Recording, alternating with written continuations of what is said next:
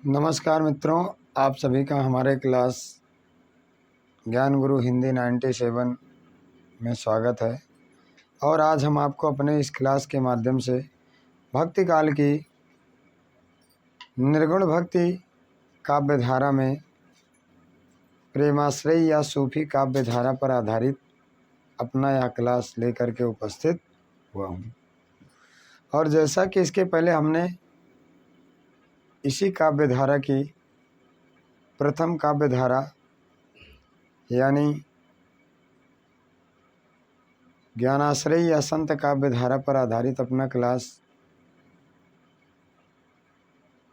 पढ़ाया था, उसी क्रम में आज हम आपको प्रेमाश्रय या सूफी काव्य धारा पढ़ाने चल रहा हूँ।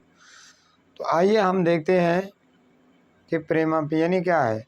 भक्ति काल में प्रेम को ईश्वर का मार्ग मानकर जो ईश्वर को स्मरण किया है वह कौन है और उनके कौन कौन से ऐसी काव्य रचनाएं हैं जो प्रेम साहित्य पर आधारित हैं। तो आइए ज़्यादा हम समय न लेते हुए सीधे प्रेमाश्रय काव्य धारा या सूफी काव्य धारा पढ़ते हैं। तो जैसा कि देख भी रहे हैं बोर्ड पर लिखा गया है प्रेमाश्रय या सूफी काव्य धारा। प्रेमाश्रय किसने कहा है? तो आचार्य रामचंद्र शुक्ल ने कहा है। सूफी किसने कहा? तो डॉक्टर रामकुमार वर्मा ने कहा है। तो पहले हम प्रेमाश्रय या सूफी काव्य धारा की परिभाषा देखेंगे कि इसकी परिभाषा क्या है। इसकी परिभाषा पहले हम देखेंगे कि प्रेमाश्रय या सूफी काव्य धारा की कौन सी परिभाषा। तो इसकी परिभाषा होगी भक्ति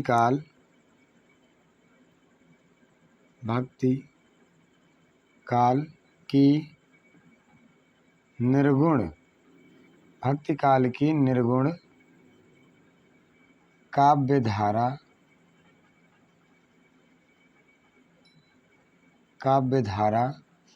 के अंतर्गत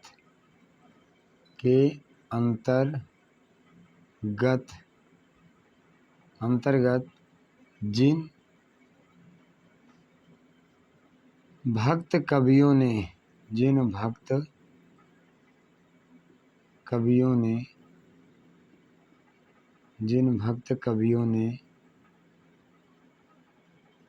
प्रेम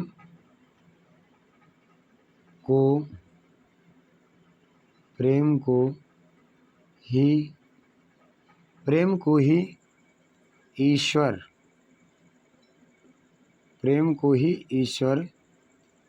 प्राप्ति का एक मात्र साधन मानकर काव्य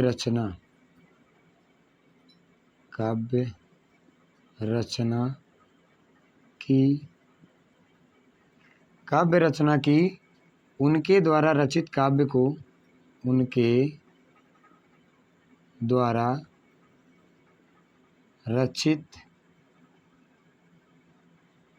रचित काव्य को आचार्य रामचंद्र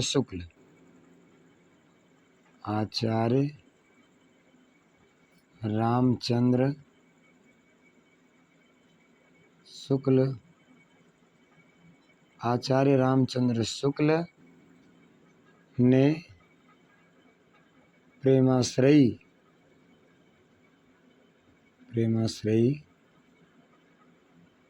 काव्य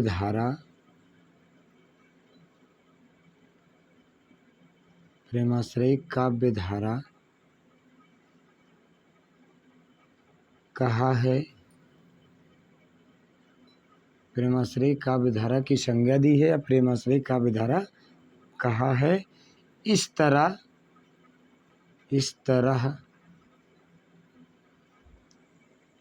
के काव्य को सॉरी काव्य की रचना करने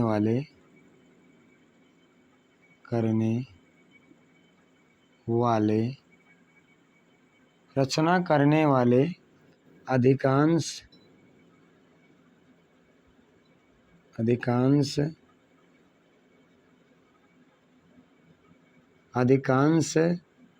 कवि सूफी मत से संबंधित थे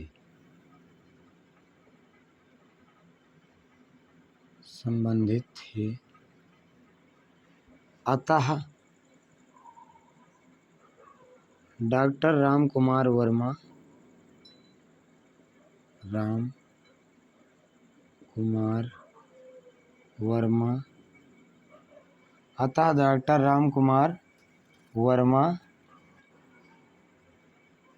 ने इसे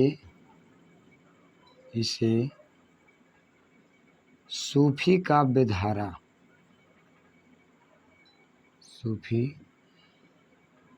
काव्यधारा कहा है। ठीक, ये तो हो गई क्या प्रेमाश्रय यानी क्या निर्गुण भक्ति में प्रेमाश्रय या सूफी काव्यधारा की परिभाषा। एक बार हम साथ में रिवाइज भी कर लेते हैं। भक्ति काल की निर्गुण काव्यधारा के अंतर्गत जिन भक्त कवियों ने प्रेम को ही ईश्वर प्राप्ति का एकमात्र साधन मानकर काव्य रचना की, उनके द्वारा रचित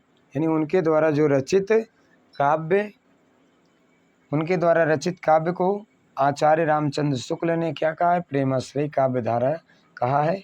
इस तरह के काव्य की रचना करने वाले अधिकांश कवि सूफी मत से संबंधित थे। अतः डॉक्टर रामकुमार वर्मा ने इसे सूफी काव्यधारा कहा है। यानी जो क्या है, सूफी मत से संबंधित है, इसीलिए इसको डॉक्टर रामकुमार वर्मा ने क्या कहा है, यानी इसीलिए इसको डॉक्टर रामकुमार वर्मा ने सूफी यानी काव्यधारा कहा है। अब देखिए हम प्रेमाश्रय या सूफी काव्यधारा की कुछ क्या महत्वपूर्ण विशेषताओं को भी साथ में देखते चलते हैं। जैसे एक हेडिंग के तौर पर देख लेते हैं प्रेमाश्रय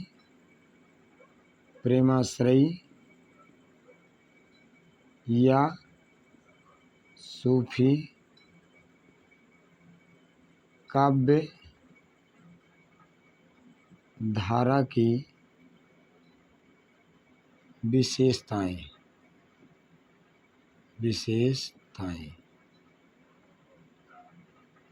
ठीक, यानी ये तो हेडिंग है कि प्रेमाश्रय या सूफी काव्यधारा की विशेषताएं। तो प्रेमाश्रय या सूफी काव्यधारा के इतिहासकारों ने निम्नलिखित विशेषता दी है। तो जैसे इसमें देखिए पहली जो विशेषता क्या हो सकती है, पहली विशेषता हो सकती है प्रेम को ईश्वर प्राप्ति का साधन। प्रेम को ईश्वर प्राप्ति का साधन, यानी प्रेम को ईश्वर प्राप्ति का साधन माना गया है। उसके बाद दूसरी जो रचना है, ठीक, यानी दूसरी जो है इश्क मजाजी।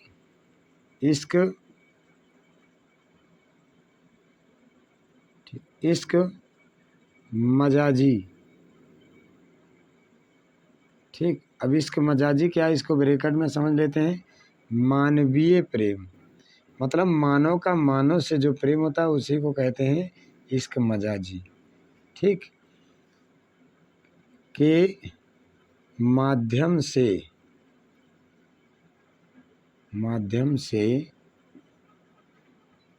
ठीक, प्रेम के माध्यम से इश्क हकीकी।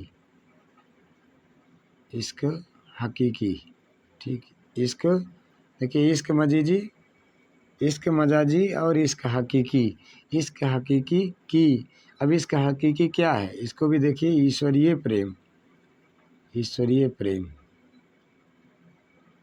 ईश्वरीय प्रेम मतलब जब मानव से प्रेम किया जाए तो उसको कहते हैं इश्क मजाजी, और जब ईश्वर से प्रेम किया जाए तो उसको कहते हैं इश्क हजीजी की व्यंजना।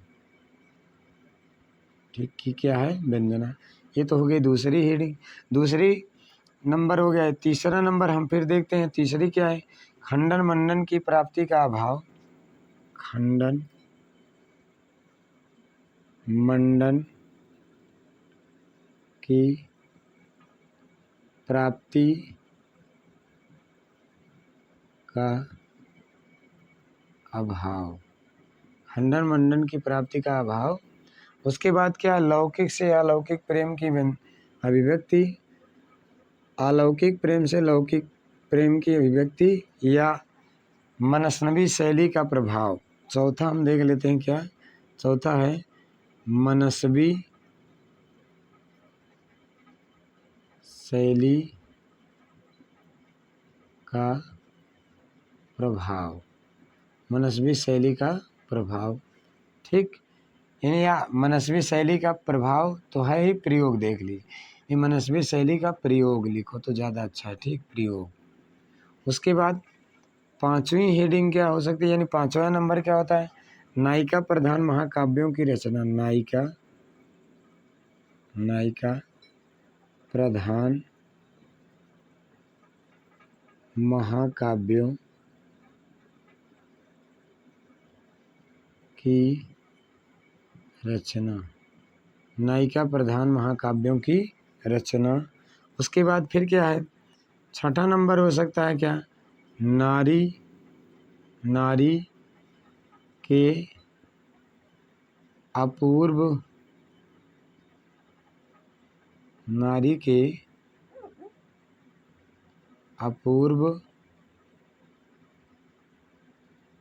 रूप और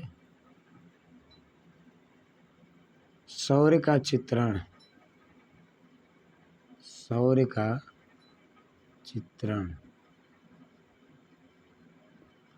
ठीक, उसके बाद नंबर 7 नंबर 7 है नारी को परमात्मा तथा पुरुष को आत्मा का प्रतीक। नारी को परमात्मा तथा पुरुष को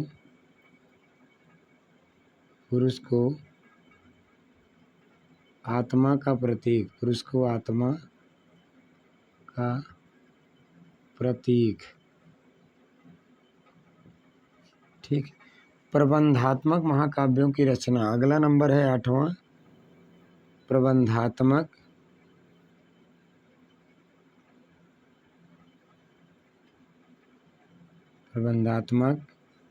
महाकाव्यों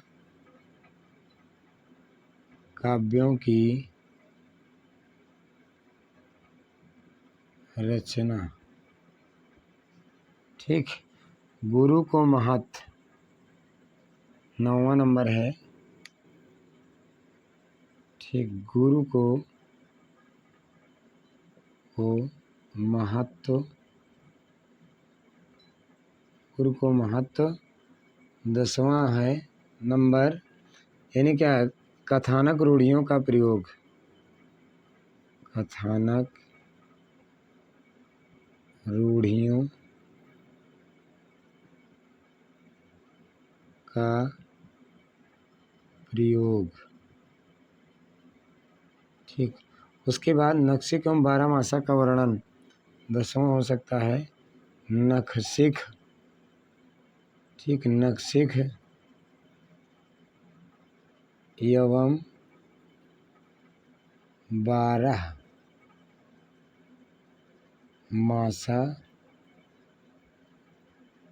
का वर्णन।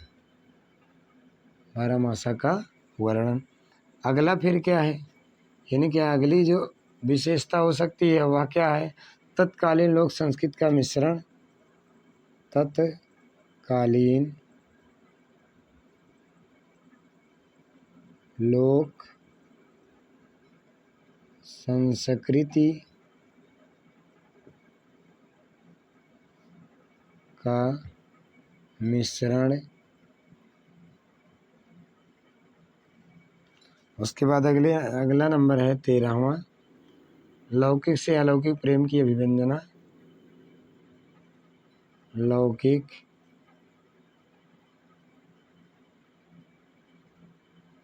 और अलौकिक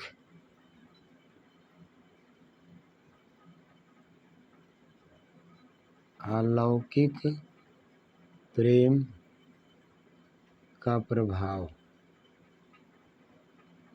ठीक। अगला नंबर है उसी क्रम में नायिका के नाम के साथ वती प्रत्यय का जुड़ा होना। 14, नायिका के नाम के साथ वती प्रत्यय का जुड़ा होना। उसी क्रम में अगला जो है 15वां विशेषता क्या है? प्रकृति का मनोहारी चित्रण। प्रकृति का मनोहारी चित्रण। उसके बाद 16, प्रेम तत्व की प्रधानता।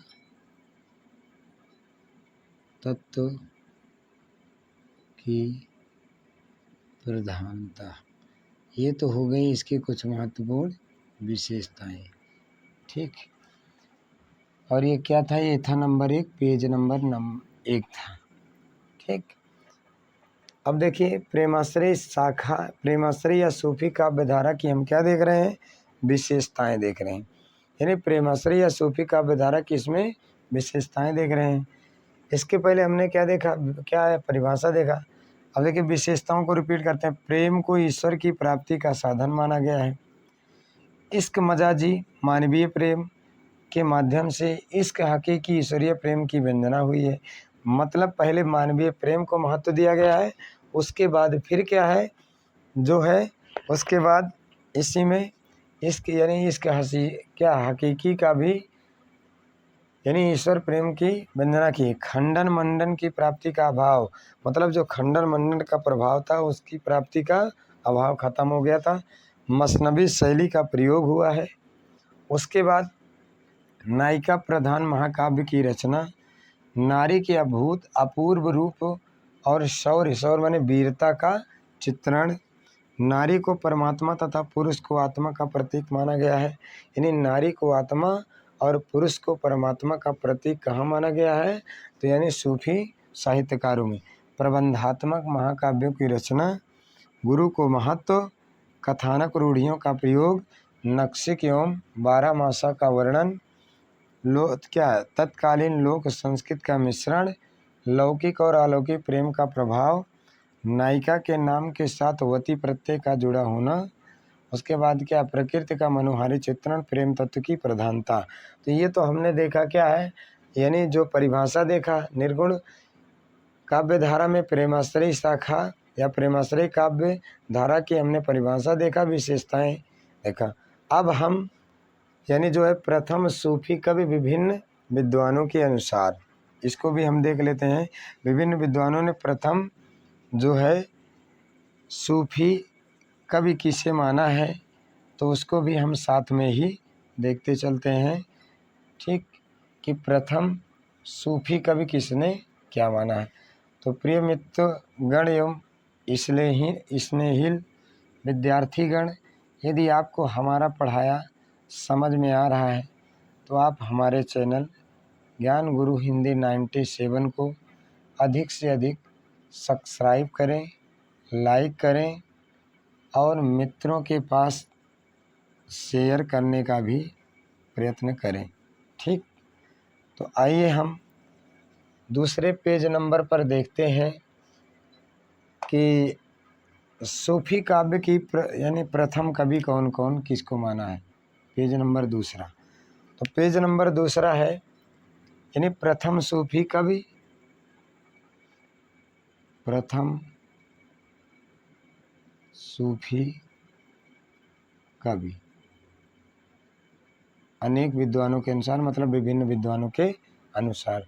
तो इसमें हम पहला देखते हैं किसको, आचार्य रामचंद्र शुक्ल। आचार्य रामचंद्र शुक्ल। शुक्ल ने किसको माना है, आचार्य रामचंद्र शुक्ल ने, तो इन्होंने माना है कुतुबन को। किसको, कुतुबन को। और कुतुबन की रचना है मृगावती। इनकी रचना क्या है, मृगावती। ठीक। उसके बाद दूसरा फिर है, दूसरा किसको माना है, तो हजारी प्रसाद द्विवेदी। हजारी प्रसाद द्विवेदी। हजारी प्रसाद द्विवेदी ने जो है ईश्वर दास को हिंदी का पहला सूफी कवि माना है। इनकी रचना है सत्यवती कथा। सत्यवती कथा। ठीक। अगला फिर क्या है, तीसरे उसी क्रम में है डॉक्टर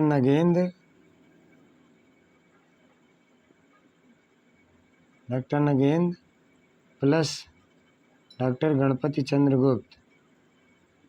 गणपति चंद्र गुप्त। इन लोगों ने किसको माना है, तो असाइद को माना है। असाइद को माना है। ठीक। जिनकी रचना है हंसावली। इनकी रचना है। ठीक। उसके बाद चौथे हैं डॉक्टर रामकुमार वर्मा। डॉक्टर रामकुमार वर्मा किसको मानते हैं, डॉक्टर रामकुमार वर्मा। तो डॉक्टर रामकुमार वर्मा ने क्या सूफी का पहला कवि मुल्ला दाऊद को माना है। मुल्ला दाऊद।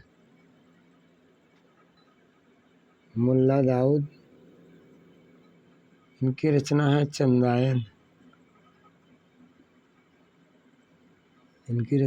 चंदायन। ठीक। तो ये तो हो गए विभिन्न विद्वानों के अनुसार माने गए प्रथम सूफी कवि। अब हम देखते हैं भारत के सूफी संप्रदाय। हेडिंग डाल लेते हैं, भारत के सूफी संप्रदाय। जैसे हिंदू में विभिन्न संप्रदाय चले, वैसे सूफियों में भी अनेकों प्रकार के संप्रदाय चले हैं। ठीक। अब देखिए भारत के सूफी संप्रदाय, इसमें देखिए पहला जो है चिश्ती संप्रदाय है। पहला चिश्ती संप्रदाय।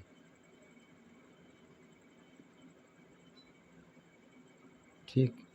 अब चिश्ती संप्रदाय किसके, तो ख्वाजा मोइनुद्दीन चिश्ती। ख्वाजा मोइनुद्दीन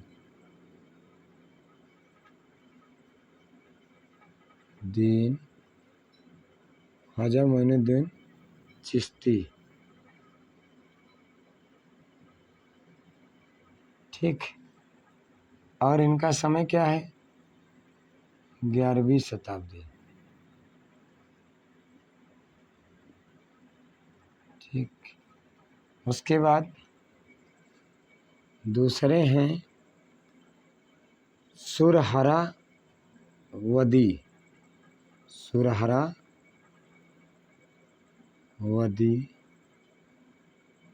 संप्रदाय।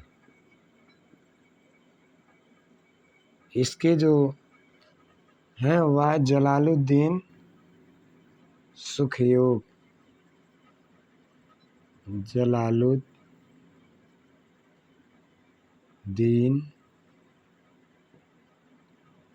ठीक है, जलालुद्दीन सुखरियो।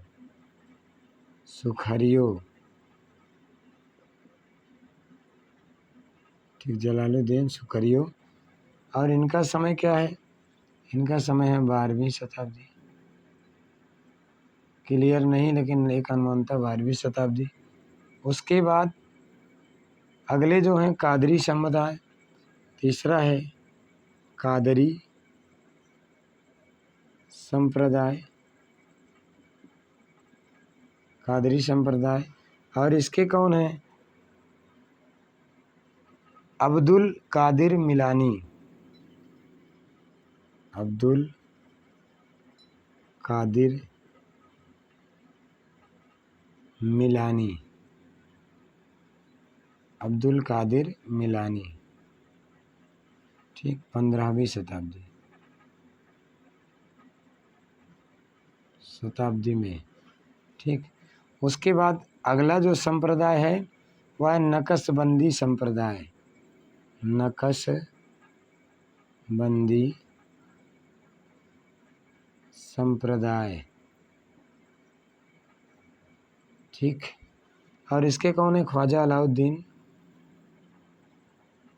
ख्वाजा अलाउद्दीन,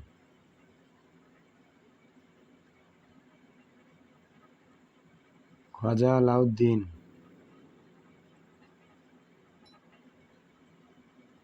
अलाउद्दीन नक्शबंदी,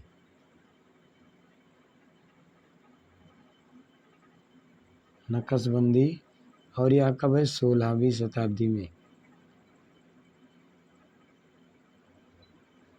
ठीक। अब इसको एक बार हम रिपीट करते हैं। प्रेमाश्रय शाखा पेज नंबर 2 है। अब इस पेज नंबर 2 में हम प्रथम सूफी का भी ध्यान रहे विभिन्न विद्वानों के अनुसार। आचार्य रामचंद्र शुक्ल ने कुतुबन को माना और इनकी रचना मृगावती हुई। हजारी प्रसाद द्विवेदी ने ईश्वरदास को माना जिनकी रचना सत्यवती कथा है। डॉक्टर नगेंद्र, ठीक, डॉक्टर नगेंद्र और डॉक्टर गणपति चंद्र गुप्त ने असाहित यानी को माना है और इनकी रचना है हंसावली। डॉक्टर राम कुमार वर्मा ने मुल्ला दाऊद को माना जिनकी रचना है चंदायन। भारत के सूफी संप्रदाय, तो देखिए भारत के सूफी संप्रदाय में पहला संप्रदाय चिश्ती संप्रदाय, जिसके प्रवर्तक माने जाते हैं ख्वाजा मोइनुद्दीन चिश्ती, और इनकी जो समय सीमा है वह मानी जाती है कब? 11वीं शताब्दी। दूसरा है सुरहरावदी संप्रदाय, जलालुद्दीन खुर्शी सुखरियो, 12वीं शताब्दी। कादरी संप्रदाय, अब्दुल कादिर मिलानी, 15वीं शताब्दी। नक्शबंदी संप्रदाय यानी क्या है? ख्वाजा अलाउद्दीन नक्शबंदी। तो ये तो हो गए क्या, यानी यह क्लियर हो गया कि सूफी की परिभाषा, विशेषताएं, प्रथम सूफी कभी कौन किसको माना है। उसके बाद भारत के सूफी संप्रदाय हम पढ़े। अगली क्लास में हम जो है वह पढ़ेंगे शेष, यानी सूफी संप्रदाय के प्रमुख कवि और उनकी रचनाओं को हम अगली क्लास में पढ़ेंगे, ठीक। धन्यवाद।